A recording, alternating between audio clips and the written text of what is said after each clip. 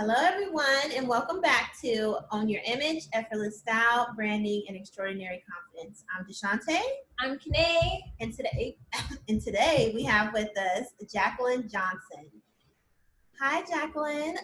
Hi, ladies. She's the founder of Create and Cultivate, an Arthur work party. She is a businesswoman. She sold her first company at the age of 28 and started her second multi-million-dollar company thereafter. She is a community leader. She is an inspiration and an influencer, and we are super excited to get to speak for her today. Welcome to the show, Jaclyn. I'm so excited to be here. Thank you, ladies, for having me. Of course. So, there's so much going on in the world, and we just want to know, how has your quarantine life been? Where you tell the audience where you're located. Give us a little background on everything that's happening in your world. Yeah, so, what month is it now? I'm quarantined. I lost count, honestly. I live in Los Angeles. Our offices are in Los Angeles. We're a team of 18 people that run Create and Cultivate. And, when this all started,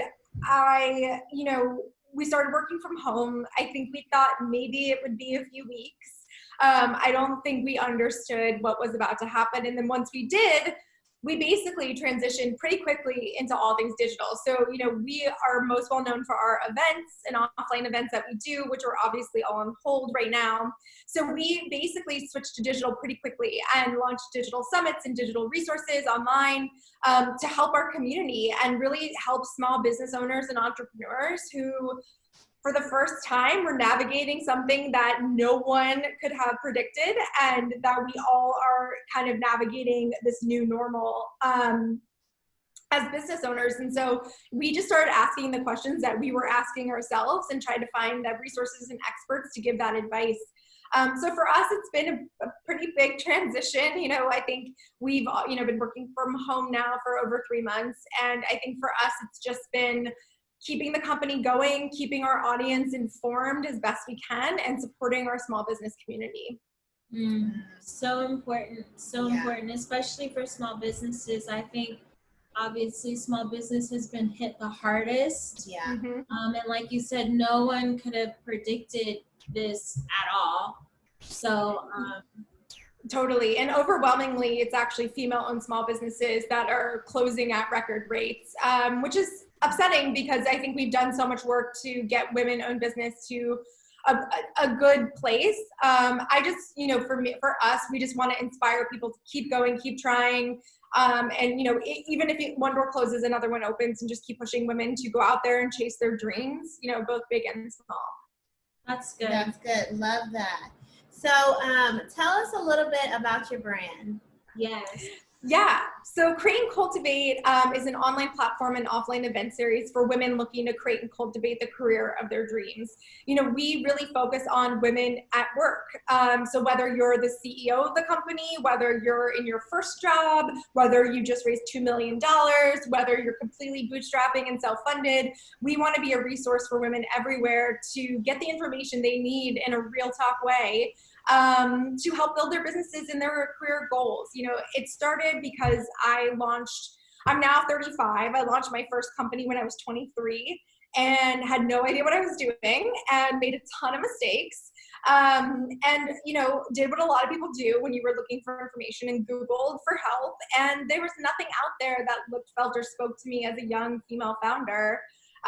Looking for information about, should I be an LLC or an S Corp? Like, this client won't pay me. How do I deal with that? Like, what should my contract say? Like, all the questions that we run into and have, there was no real answers online at that point in, 2009, 2010. So, we went out to create it, and that's been our goal ever since, is to provide information to women that's not just, be yourself and, be inspiring. It's like, here's how you actually do it. And here's the mistakes we've made and what we've learned, and really providing those as a resource. That's really good. I know for sure we can relate to that as, female entrepreneurs. the resources are very slim. You really have to like dig under rocks to find where to go. Like you said, some things that you would think is easy information, like starting your LLC and contracts and getting paid, but it's difficult. Yeah. So it is. Yeah. So as you were building your brand, what morals and values that you knew had to be in place as you built? Yeah, I mean, I think for us, you know, we wanted to always be inclusive. I think that's always been a huge priority for Create and Cultivate, is to have inclusive and diverse voices across the board. So, you know, that's race, that's gender, that's all those different age, especially, you know, where we can come together, because work is a different experience for everyone. And you can't navigate the way my career went is the way someone else's career is going to go, or the way that they're treated in the workplace is the way I'm treated in the workplace. And so having diverse views is something that was really important to us for all of our different events and programming and all the different things that we do.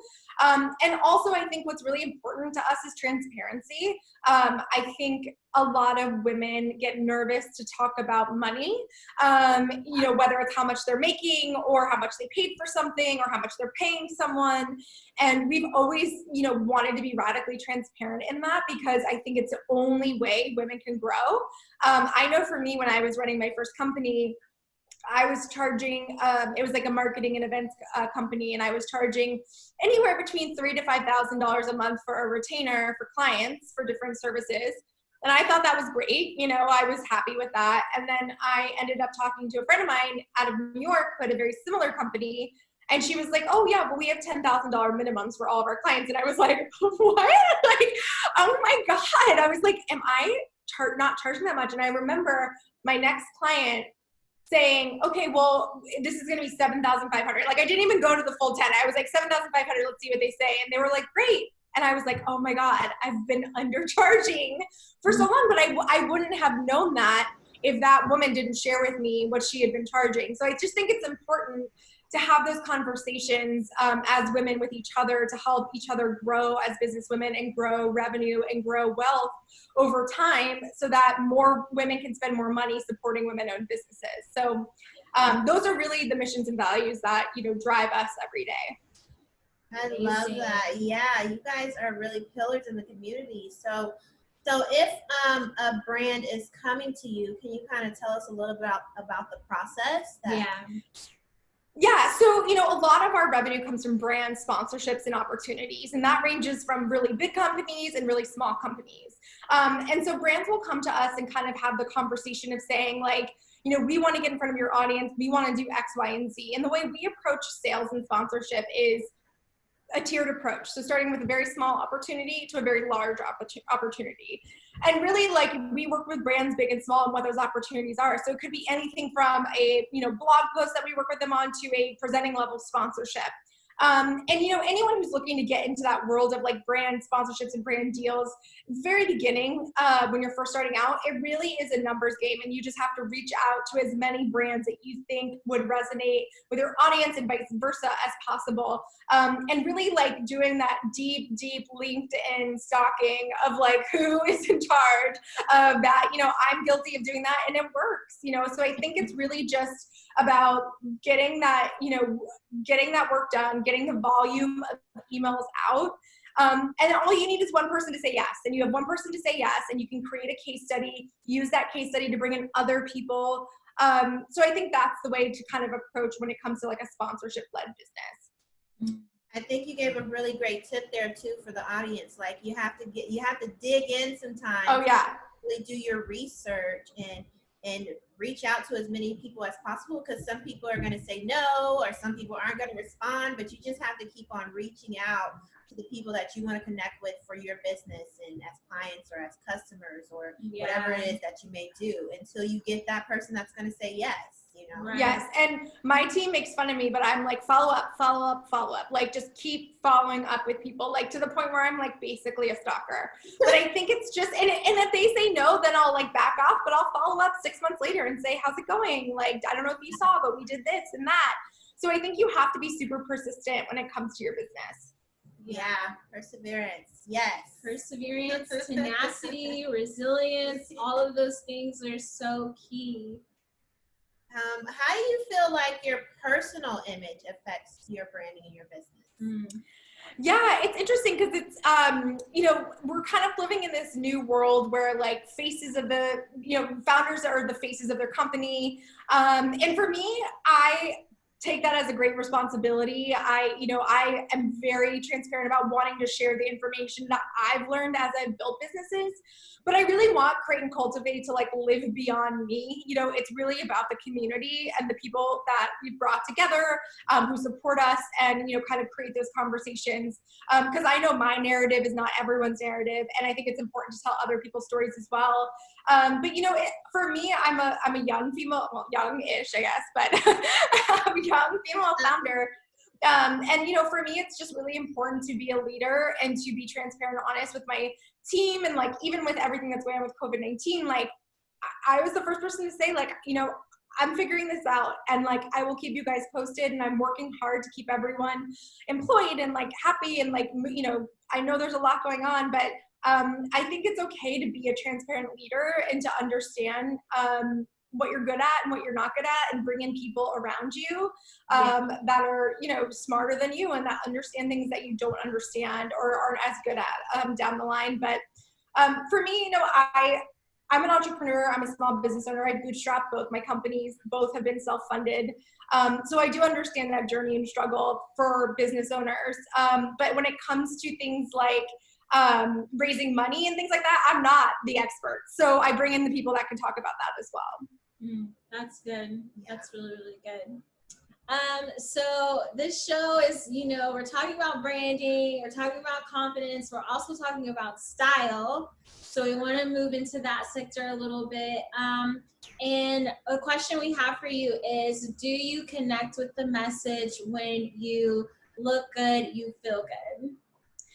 Yes, definitely. Like, I think clothing provides confidence in so many ways. And I think for me, if I feel good in what I'm wearing, or like my hair's done or my nails are done, like little things, it can give me the confidence to show up for myself and feel better and walk into a room and feel more confident in what's going on.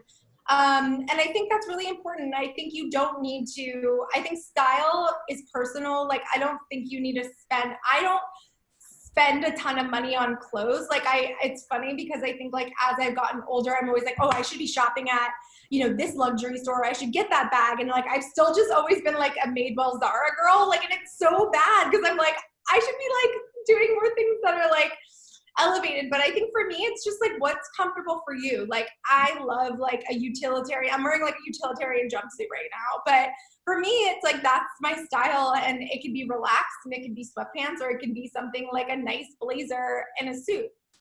Yeah. Love that. How do you teach, I guess, as fashion and a part of brands, for that part to other brands, like how to present themselves, that important part? Yeah, when it comes to brands, I think it's so important especially for Create and Cultivate. Like, one of the things that we're known for is like, when you show up, you're like, oh, I'm at a Create and Cultivate event. It looks beautiful. Everything looks kind of the same and seamless.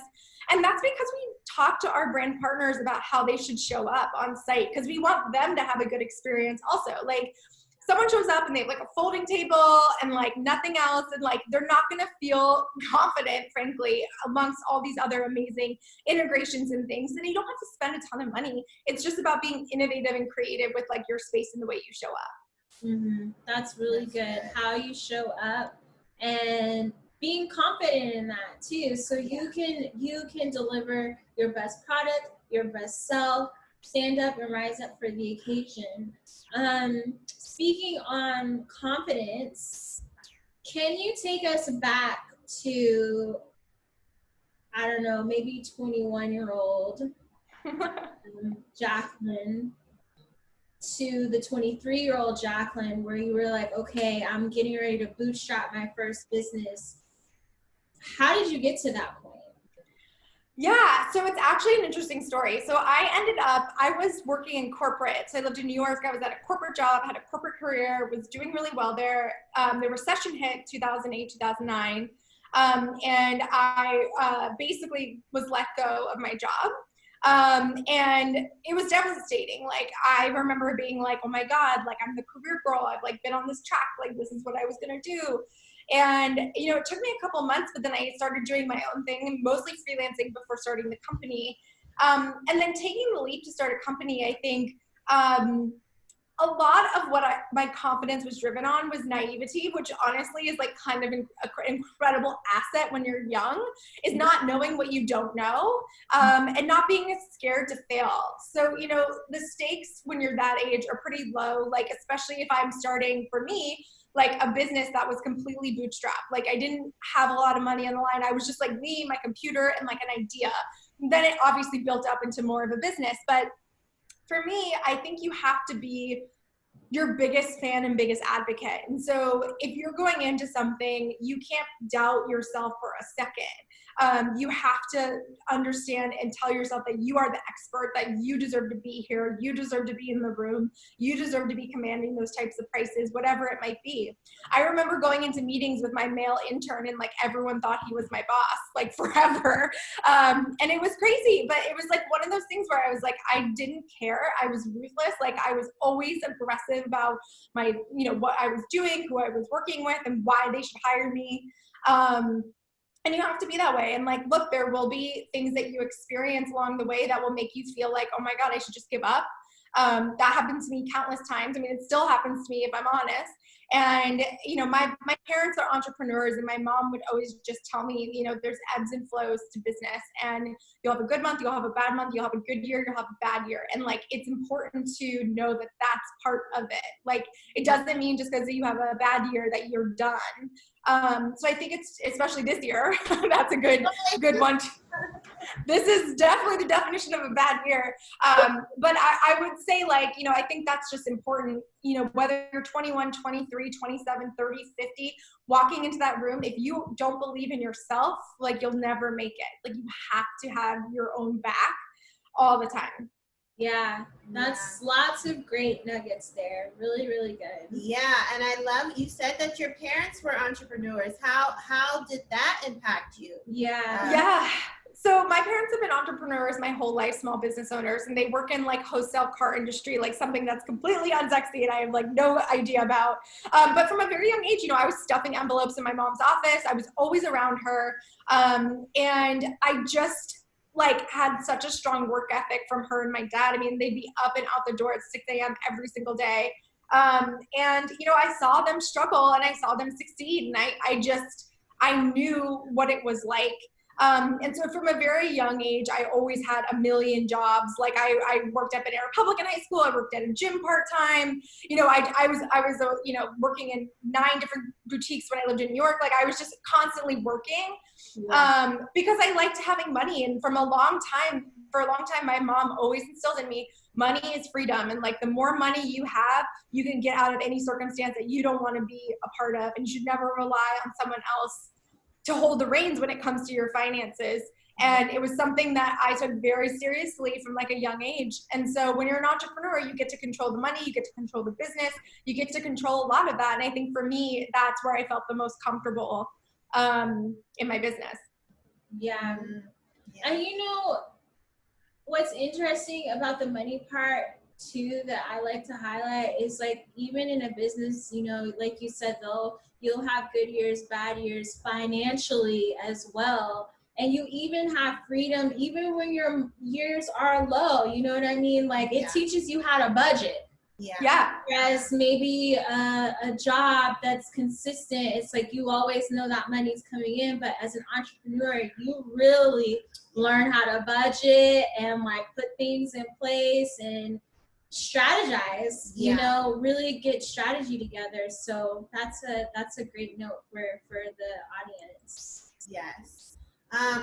So we've talked a little bit about your branding and your style and your confidence and your parents being an inspiration to you. Yes. And I love all of that. I love what you're doing for the community. And so our last question is, what does it mean to own your image? I think to own your image is to know yourself. I think, you know, anything that's inauthentic to who you are, people will be able to see through that. So you have to know yourself to know what the image is that you want to put out there. Yeah. That's good. Sums it right on up. Yeah, basically. Very good. And I think, you know, that has been the ongoing theme from all the different people that we've talked to. It's just being yourself. And knowing yourself. Yeah. Going in and really knowing what it is that you stand for, your values, and, you know, just getting to know what you want on the inside and out and being able to project that. So thank you. Yes. Thank you so much for being here. We know that you have a really cool giveaway. Can you let the audience know what that is? Yeah, so we're going to give away a Create and Cultivate Insiders membership. The Insiders membership gives you access to the video vault at Create and Cultivate, so all the past panels from every single conference, as well as downloads and exclusive content and all sorts of things for a year. So we'll be giving that away. Amazing. Yay. That's awesome. Oh my gosh, you guys. Yeah, that's going to be great. Yes. So stay tuned for the giveaway and all the information and details for that. And thank you so much. How can we keep up with you and what everything you're doing? Yeah, so you can follow me at Jaclyn R. Johnson on Instagram and at Create, Cultivate, and at Work Party on Instagram. And I just want to say thank you, ladies. You are incredible. And I really appreciate you having me on here. I love what you guys are doing. Amazing. Thank you. Thank you. Okay, we'll talk soon. Okay, bye. Bye.